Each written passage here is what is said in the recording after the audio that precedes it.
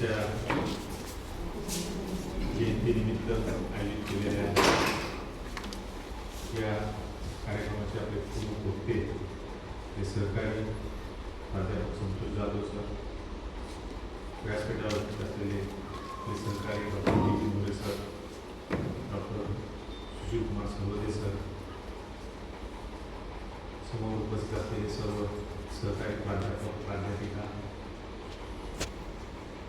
सर्वप्रथम सर्वांना या शिवजयंतीच्या निमित्तानं महाविद्यालयाच्या वतीनं शुभेच्छा देतो. आताच संतोष जाधव सर यांनी महाराजांच्या कार्याबद्दल विविध अंगाने आपले विचार व्यक्त केलेले. महाराजांची 395वी जयंती आहे. म्हणजे 395 वर्षानंतर सुद्धा आज त्यांचे विचार आहेत, हे विचार आज तागायत हे टिकून आहेत. त्याचं कारणच असं आहे की त्यांचे कार्य, त्यांचे विचार, त्यांची कार्यपद्धती ही सर्वकालीन लोकांना मार्गदर्शन करणारी आहे. त्यांचं अनुकरणीय अशा प्रकारचे आहे. खरं तर आपण या जयंती साजरी करत असतो याचा उद्देशच असा असतो की पुढील पिढ्यांना या चांगल्या गोष्टींची अनुकरण करण्याची संधी मिळाली पाहिजे, त्याची माहिती त्यांच्यापर्यंत पोहोचली पाहिजे. कारण त्या काळामध्ये महाराजांनी लढाया लढल्या, ती परिस्थिती आज निश्चितच राहिलेली नाही. तो संघर्ष आज राहिलेला नाही. परंतु या बदलत्या काळात परिस्थितीमध्ये सुद्धा त्यांचे विचार, त्यांची कार्यपद्धती, त्यांची राजकारण करण्याची पद्धती, त्यांनी केलेलं शासन हे सर्वांना मार्गदर्शन करणार अशा प्रकारचं आहे. म्हणजे आजही या काळामध्ये त्यांचे विचार हे मार्गदर्शनीय अशा प्रकारचे सर्वांसाठी. म्हणजे लक्षात घ्या की शिवाजी महाराज आहेत. शिवाजी महाराजांच्या काळामध्ये असणारी जी रयत आहे, जनता आहे, ती सुद्धा कशा प्रकारची होती, त्यांचे सैनिक कशा प्रकारचे होते, त्यांचे सरदार कशा प्रकारचे होते, त्यांचे मंत्री कशा प्रकारचे होते, त्यांचे आप्तेष्ट कुटुंबीय सुद्धा कशा प्रकारचे होते. या सर्व गोष्टी ज्या आहेत या सर्व गोष्टी आजच्या या काळामध्ये सुद्धा आपल्याला निश्चितच मार्गदर्शन करणाऱ्या अशा प्रकारचे. आज आपण बदलत्या परिस्थितीनुसार त्याचा विचार हा केला पाहिजे. आज लढाई तर लढता येणार नाही, परंतु आज शासनकर्ते करतायत. त्यांनी सांगितलं की उदाहरण आहे, आज शासन करत असताना शासनकर्त्यांकडून सुद्धा त्यांनी त्या पद्धतीनं राज्यकारभार केला. त्याच पद्धतीने निर्णय ठामपणे घेतले पाहिजे.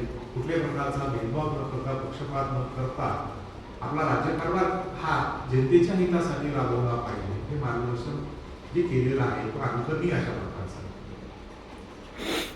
आणि म्हणून म्हणजे प्रत्येक गोष्टीमध्ये म्हणजे लक्षात द्या की कुठल्याही प्रकारचे त्यांच्या या कारकिर्दीमध्ये अनेक अशा प्रकारचे जे प्रसंग आलेले आहेत की आता आपण संपलेलो आहोत अशा प्रकारची भावना निर्माण झालेली असताना सुद्धा त्यांनी प्रचंड अशा प्रकारच्या सामोर म्हणजे या ठिकाणी चांगल्या पद्धतीमध्ये त्या ठिकाणी आपल्याला काय होणार आहे माहिती असताना सुद्धा म्हणजे ते अनेक प्रसंग सांगले गेलेले आहेत, ढासानं सांगला गेलेला आहे आणि त्याच्यामध्ये ते यशस्वी झाले. आज अनेक गोष्टींची गरज आहे की आज जसं जिजाऊनी या काळामध्ये त्यांनी सांगितलं की पुण्यामध्ये अशा प्रकारचा नांगर फिरवला गेला, गावाचा नांगर फिरवला गेला. परंतु लक्षात घ्या की आजच्या परिस्थितीमध्ये असं होताना दिसत नाही. आज आपण मुलांना शिकवताना सांगतो की बाबा तू जाऊन तू अभ्यास कर, बाकीच्या गोष्टी काय राहिले, काय करायचंय तुला. म्हणजे आपण म्हणतो की काही करावं, आज शिवाजी महाराज व्हावं, परंतु तू शेजारच्या काळामध्ये व्हावं आपल्याकडून होतो.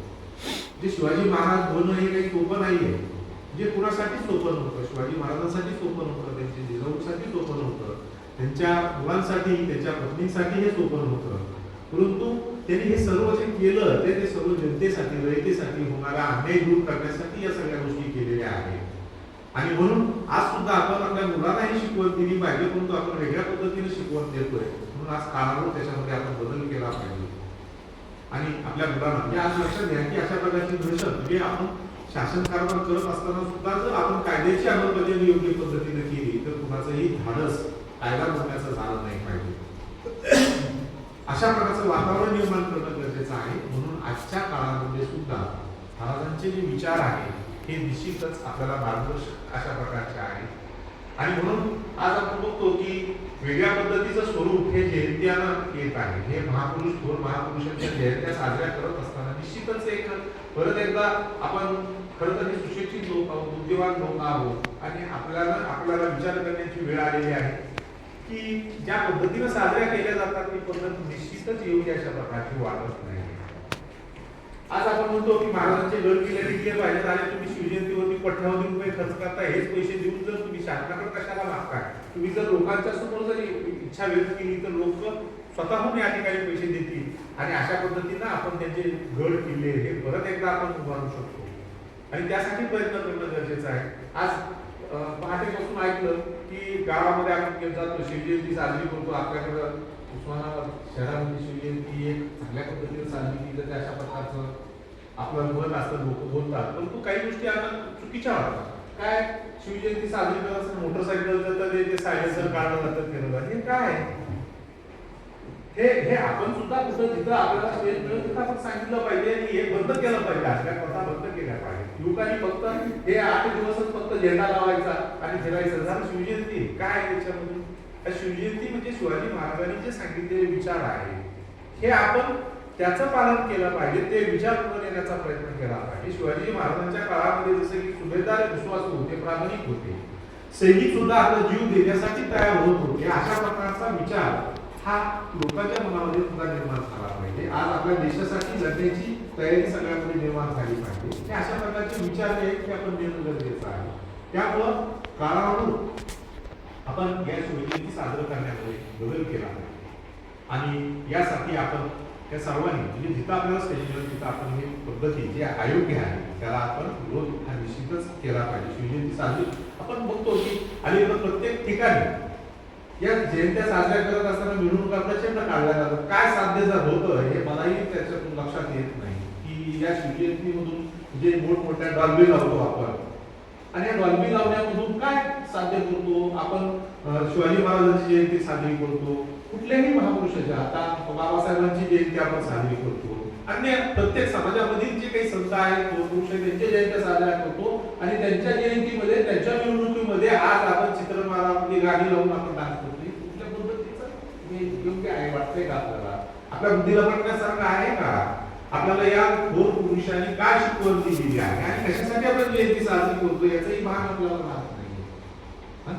तुम्ही जर त्या जे मिरवणुकीमध्ये त्या तिथून जर जात असाल तर तुम्ही, मला वाटत नाही की आपण आता आपलं ज्या व्हायच्या तिथं आपण 1 मिनिट सुद्धा आपण थांबू शकत नाही. धडधड धडधड करते एवढं मोठा आवाज, पण हे कुठेतरी थांबलं पाहिजे. म्हणजे काय म्हणजे आपण सुद्धा म्हणजे लक्षात घ्या की आपण महाविद्यालयामध्ये प्राध्यापक आहोत, आपण आपल्या विद्यार्थ्यांना सुद्धा या पद्धतीने म्हणजे लक्षात घ्या की सगळेच ऐकतील सगळं एकदम मत होईल अशा पद्धतीनं नाहीये. परंतु जे अयोग्य गोष्टी आहेत त्याला समाजामध्ये आपण विरोध केला पाहिजे, अयोग्य गोष्टी समोर आणल्या पाहिजे आणि त्या बंद करण्याचा प्रयत्न केला पाहिजे आणि त्याच्यामधून योग्य जे विचार आहेत ते आपण पुढल्या पिढीकडे हस्तांतरित करण्याचा प्रयत्न केला पाहिजे. निश्चितपणेच आपण या पद्धतीनं नवीन विचार या पुढे आपण नेऊया. परत एकदा सर्वांना शिवजयंतीच्या हार्दिक शुभेच्छा आणि